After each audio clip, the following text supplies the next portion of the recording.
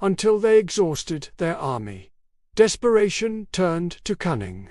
They began a frantic search for any means to bypass the man who stood as an absolute wall. Finally, someone had a radical, terrifying idea.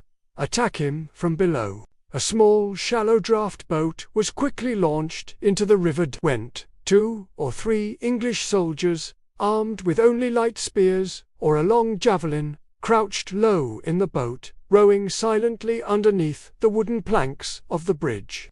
The berserker, lost in his frenzy of fighting, his attention focused entirely on the men in front of him, never heard them coming. As the small boat drifted into position, the English soldier with the javelin took aim at the only vulnerable spot available, the gap between the Viking's thick belt and his throat.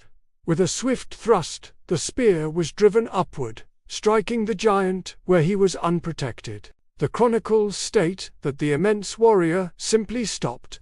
The axe, covered in blood, dropped from his grasp and splashed into the water. He didn't scream or roar.